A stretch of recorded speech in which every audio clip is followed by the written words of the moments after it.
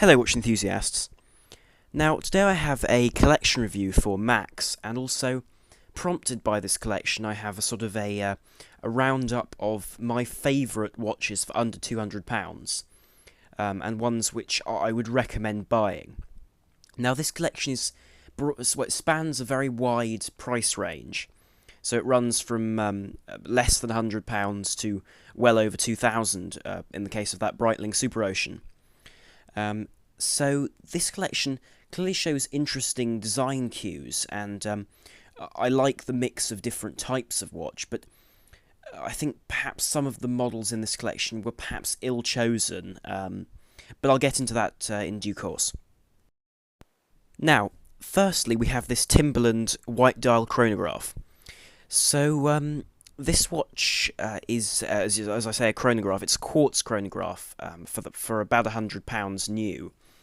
Now I like the design of this watch. I like the way the subdials have been designed in quite a minimalistic way, and I like the design of the stainless steel case, and I think it suits that strap well. I would say with this watch that it sort of is a similar purchase to an AV8 which I bought a while back. The watch looks very nice and has good design. But sadly, because it has a fairly low-end movement in terms of quality, sadly the price for resale of these watches is absolutely crippling. I've seen them for less than £15.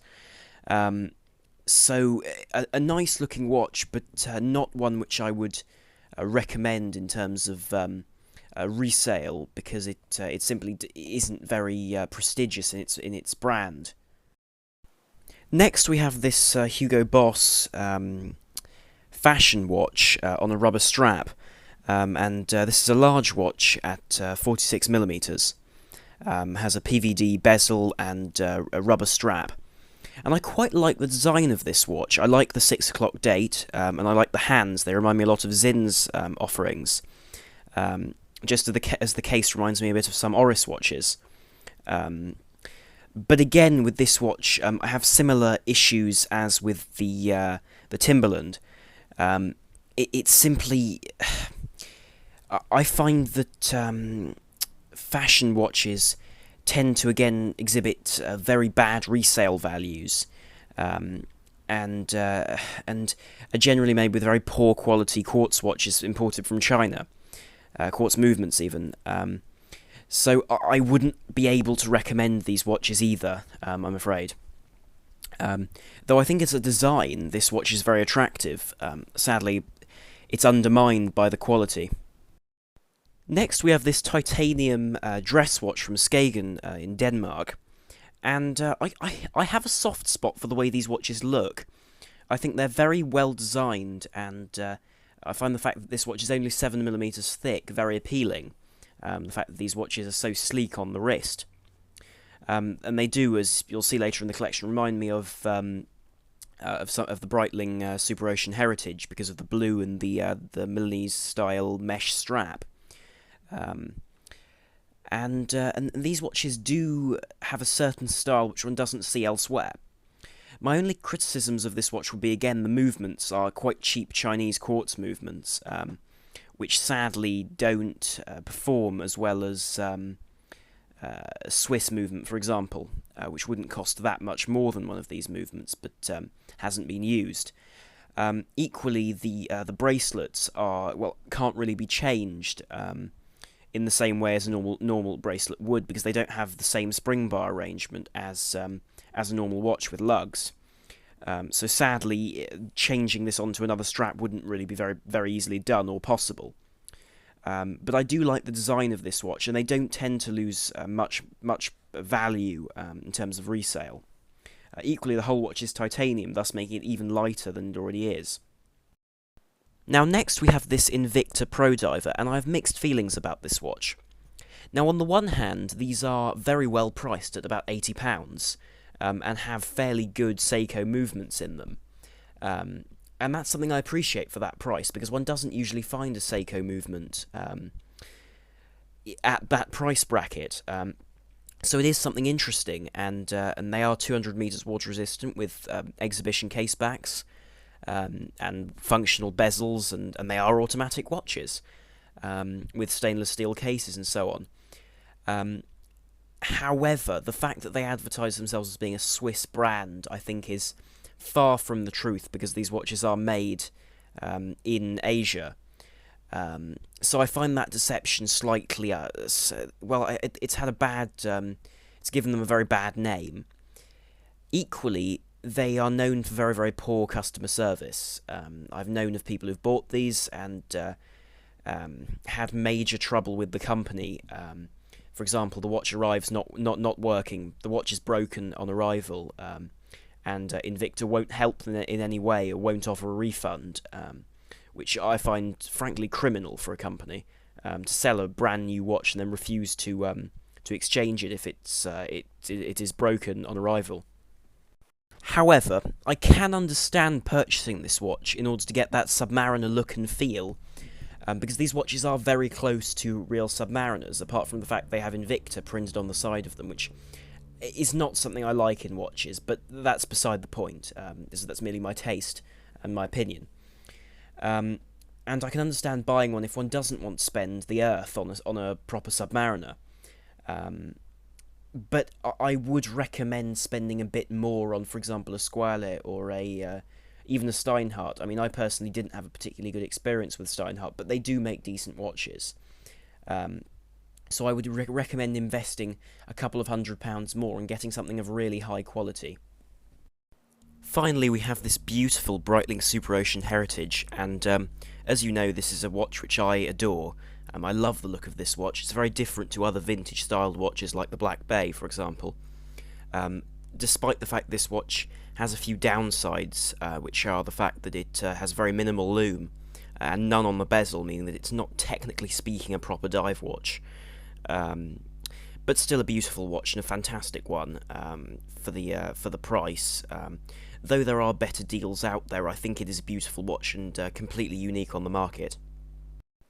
Now, of course, inside this watch there is a modified ETA 2824 that's been fully decorated by Breitling and made a chronometer, which is something great to have. At least an ETA movement is quite easily serviced, and won't cost as much as, say, an in-house Tudor or Rolex movement, or even an Omega movement to service, which is always an upshot.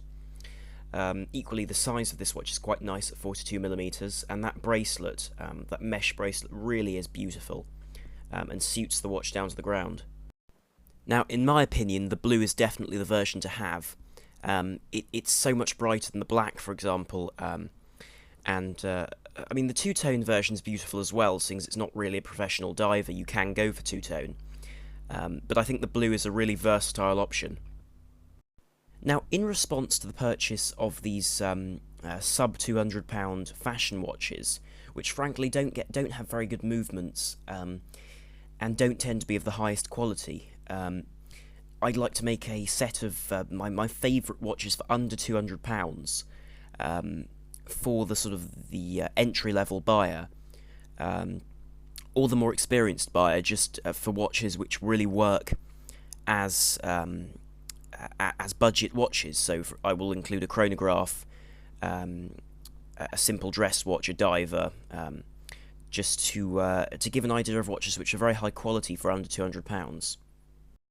Now, the first watch which I'd suggest is the Seiko SNZH line of watches, and I actually own one of these watches. I own the SNZH 57, which has the gold accents, and I've converted the dial to a Blancpain 50 Fathoms homage, but that's irrelevant really. These watches are fantastic sort of pseudo dive watches for someone who wants to have the dive watch look but also wants to be able to wear the watch on a dressy occasion. So these watches are fantastic for around the £100 mark, and they come with beautiful acrylic bezels and an automatic movement.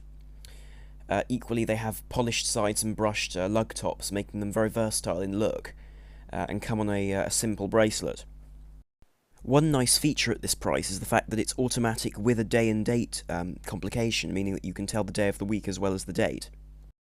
Now, having worn one of these watches for a while now, I've found that they're very accurate, they keep time very well, and are easily serviced and inexpensively serviced as well, which is a major thing when buying a watch like this, because it becomes uneconomical to spend a fortune on a service.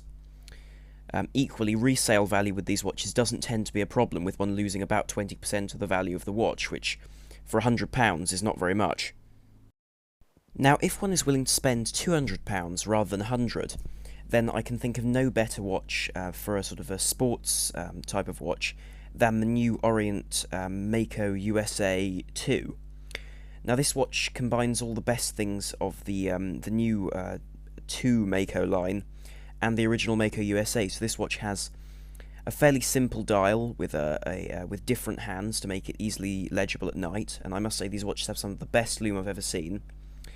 And they've removed that pusher that that people used to have a problem with for changing the day of the week.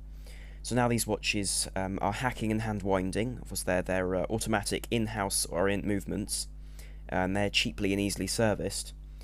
But now they incorporate that hacking and hand winding, which is something very rare at this price range. Equally, they come with a fairly sort of standard type of case, which will suit most styles, and a bracelet with solid end links and solid links, which is very, very high quality. Now, these watches come in 3 types. They come in a blue, a black, and a black and white version. Now, I like all 3 really. I think if I were to buy one, I'd probably buy the black and white one, simply because it's utterly unique in the price range to find a watch in this sort of two-tone. But equally, the other 2 are beautiful watches and would suit the user perfectly. In both dress occasions and sports occasions, seeing as they are water resistant to 200 metres with screw-down crowns. And these watches, again, they keep very good time in my experience, even though I own the older version, and have some of the best lume in the business, I have to say, up there with the Seiko lume, which is famous for its brightness and longevity. Now, as I've said, these watches come on very high-quality brushed oyster bracelets, which have a fold-over and push-button release clasp, meaning it has double the security of other clasps, which is something I appreciate. Equally, the size of the clasp has been reduced, making it more comfortable on the new versions. These watches also have solid end links, which are rare at this price range. Usually one finds hollow end links, which tend to be a pain to remove and install onto the watch, and tend to damage the case while doing so. So it is very nice to see solid ones on this watch. Now, if one is after a chronograph at this sort of price range, then I can't think of a better watch than the Larco chronograph. This is the new pilot's chronograph they make with a quartz movement, and this costs £155. These watches are made in Germany, which shows a certain quality which one doesn't see elsewhere. Now, the movements are Japanese at base, I shan't conceal that in any way. But they are modified by Larco in-house in Germany. And yes, they are still quartz, but for £155, that's a very good deal one is getting. And for that, one gets Tricompact's chronograph with a date, and excellent lume that Larco are known for on their pilot's watches. Now, this watch is available in a black or a cream dial, and I believe the cream dial has even better lume. Now, as you can see, the subdials are recessed, which is a nice feature to see, and differentiates them from the rest of the dial, and it gives them a slight sheen, which is also appreciated. The dial is also quite high contrast, with those hands being white on the black background, and is easily legible due to those Arabic numerals around the dial. Now, the case of the watch is brushed and polished that combine to make a very old-fashioned looking case that looks like a pilot's chronograph from the 1950s, which is something appreciated and something beautiful to see on such a well-priced watch, really, because usually these sort of vintage-looking pilot's watches can cost upwards of £600 or £700, because they usually come with Valjoux 7750 movements. Now, this watch comes on a nice riveted leather strap with revealed and contrasting stitching, which is something typical of a pilot's watch, and something which really couldn't be missed on a watch like this, which is built to be legible and comfortable in the cockpit. Now, with this watch, one is also getting a certain heritage, because Larco made watches for the Luftwaffe, and for a number of other air forces due to their highly legible Flieger watches. which did combine a slightly different design to this, but at base, if one removes the chronograph function from this watch, they did look extremely similar, apart from the case being bead blasted rather than polished and brushed. Now finally, if one wants dress watch, then I can't think of a better watch than the Orient Bambino. Now this is a dress watch made by Orient with an in-house movement, which is automatic, and it has the date and the time. So it doesn't have that day complication. It has a very simple design and very elegant design, which I think would suit any formal occasion. Now the first version of the watch has these sword-style hands and these sort of triangular indices around the dial. Now these watches are available in a number of colours, black and browns and so on, just as this white is. Equally, there are grey dials, but they're forever changing, so it's best to go and have a look what's available. But in this particular dial configuration reminds me a lot of my Longines Conquest Heritage, which is really a beautiful watch. For people into more classic designs of watches, they also make a version with more slender hands and Roman numerals around the dial, giving the whole watch a much more old-fashioned look. Equally, the bezel on this case has been enlarged, giving the whole watch a slightly more bold aesthetic rather than the more simplistic and minimalistic look of the first generation version. And this version will suit anyone who looks for a watch with very, very classic design cues and wants a more complicated dial. Finally, there is the most minimalistic version of this watch, the third generation version, which has this very simple Bauhaus-style design with these straight hands, which are squared off on the end, which is something I love. Equally, the dial has these simple painted-on straight markers, apart from the 12, the 9, and the 6, which are actually metal applied markers. Now it still retains the date with those beveled edges to the date window, which make for a very discreet date display, which is something I also appreciate. Again, this watch is available in a number of dial colours, but all these watches come at a price between £100 and £130, depending on which version you purchase, making them extremely good value for an automatic dress watch. Also, that's not even mentioning the fact that this watch is, in my opinion, more elegant than a lot of watches in the £400 or £500 mark, which is again a tick on this watch. Now, this watch also comes on a leather strap to further complement that dressy look which this watch is trying to give. Now, I hope you enjoyed this video, and I hope it gave a certain insight into some watches which are very good value at £200. And I believe they're all under $200 as well. So I hope you enjoyed this video. Please like and subscribe if you did enjoy it. Would like to see more content on this channel, because it's always appreciated when people like and subscribe. So thank you very much for watching. This is I'm on the Watch Guy, over and out.